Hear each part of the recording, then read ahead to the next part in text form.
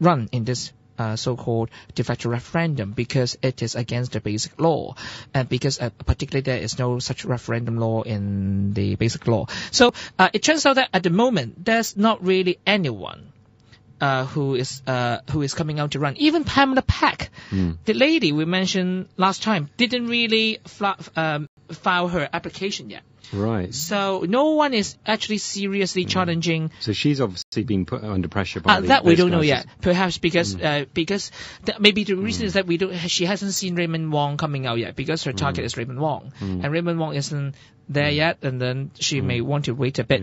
But at the I was just saying, I don't know what the history is between those two. There's some sort of love-hate relationship going on, isn't there? But at the moment, whether I shouldn't ask actually, but there is some something. But there's definitely, it's personal. Something's really going on. But at the moment, you really see that for the 5 ridings, they're not really any serious challenger. Yeah. So at the moment, what the whole development at this week was that how to deal with the no candidate sort of issue. So the Civic Party and the LSD, the League of Social Democrats, both have quite a different approach to it. The LSD think that it really requires the voters to vote. There must be a ticket, a ballot on their hand in order to call this referendum. A non-ballot referendum isn't a real referendum. There must be really a chance for them to get up and vote. So they're saying that we should set a second team of candidates running against the second team. Yeah. But the Civic Party and Martin Lee, the founding leader of the Democratic Party, thought that no, this is not necessary, because the pro-Beijing camp was self-defeating themselves by fearing the referendum and not sending anyone, so that getting directly automatically elected would be the ideal solution. Because I can see from the LSD's perspective how they would be concerned that it looks better and it looks if it looks more democratic if you've got it's a proper by-election, isn't it? If you've got more than one person to vote for, from their perspective, I can see that why they're pushing for that. But from the Civic Party's perspective, I can't quite see. Let me explain a little bit what they're thinking. I was interviewing Kenneth Carlock Chan, the man behind the Civic Party. I mean, the Secretary General of the Civic Party. Okay. He was in my Chinese show the other day, and he was explaining some of the worries and concerns of the Civic Party regarding the second team.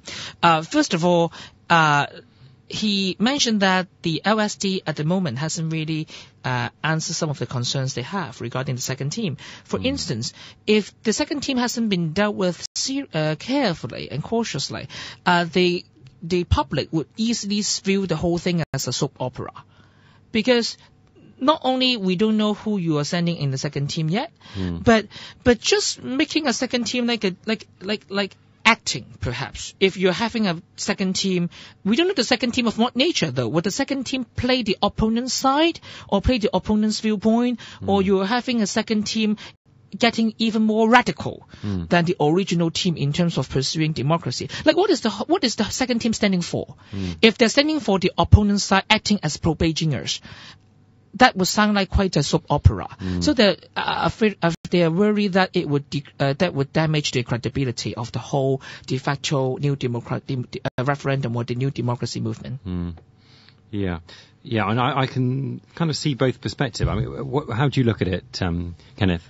Well, I think if we are sending out, like if the LSD is planning to send out the other team, acting as the opponent, that might sound even more ridiculous. But if people are not voting in this, like the de facto referendum, then, and as Simon said, it doesn't really means or have the true meaning of such a movement, because people doesn't really have to vote, and they didn't really vote.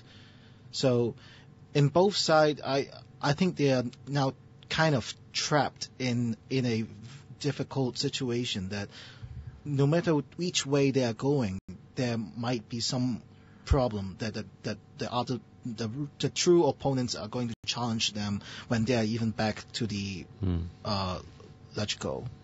Yeah, and with the person from the Civic Party you spoke to, I mean, were you persuaded by his views or? Oh, actually, when I was interviewing Kenneth Chan, what he was saying is that I think everyone at the moment is still open to different sort of scenarios and proposals. It's just that I mean, even the Civic Party, I don't think they are closing the door regarding the different options at the moment.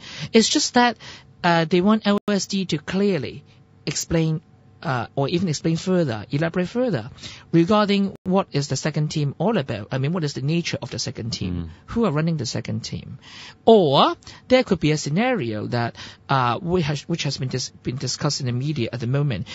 If the Civic Party decided that the second team isn't really a great idea, and the LSD insisted to go forward with such a proposal, could it be that this second team only existed in the 3 ridings that the LSD people were running, and the Hong Kong Island and Kowloon East would be the so-called Civic Party way, with no opponents. This is one of the things which has been discussed at the moment. Of course, another very interesting scenario would be whether there would be LSD people running against Tanya Chan or Alan Leung would be quite an issue. I have read on the book, on the internet, that some people wouldn't like to see this as a little bit unethical. But why? What do you personally think? I mean, why would it be unethical? Oh, after all, it's a mutual agreement that they go ahead with such agreement. And then if Tanya Chen and Alan Leung did resign in those seats, should they respect the Civic Party sort of proposal? Because that's their stand in the proposal. After all, it's not a two-party issue. Now they have a joint association, and they should talk things out. So these all are really up on the air. But in some ways, it would be more interesting if the 5 seats were all of them were elected by both the Civic Party and LSD. Because in a real democracy, that's what would happen. In a real by-election, in a democratic country. In some ways, that would be more interesting. You can see why the people who would resign, they wouldn't want to do that. They wouldn't want it like that. And I've got the feeling that it has been agreed in advance that they wouldn't do that. Actually, I think the Civic Party made sure that they, with their 2 people resigning, LSD wouldn't contest their seat. Right. Is that right? That's right. But on Monday's show with Raymond Wong's show, he mentioned that, of course, the LSD wouldn't officially do that. But, of course, they couldn't stop any interested people who would do such a thing. Right. So that's right. By law. So, that's the scenario. That's right. By law, they can't stop anyone contesting it, can they? Yeah. And maybe I should try. Why not? You never know. I'm sure you've got some fans out there. I'm sure you've got some female listeners. You should try. Maybe we should do it together, you and me together. Sure, why not? The second team. Or we could start our own political party or something. And, What should you call them? I don't know. After all, what my perspective on this is that, after all, I don't think it is a Civic Party or LSD thing, because they now have a joint association. So it's really, it would be really good if they can really have a mutual agreement. Otherwise, it would really hurt the solidarity of that association, of the joint movement. I mean, maybe they should try to have such a voting system inside such a joint organization, just like what the Democratic Party had done before, deciding whether they should join this de facto referendum or not.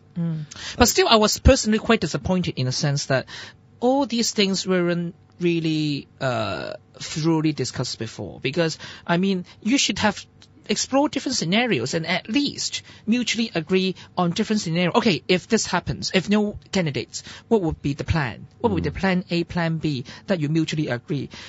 Having like with the need to discuss this sort of technicalities right now was a bit embarrassing, if you ask me. Yeah, no, sure. I mean, it's good. I don't quite know. I haven't.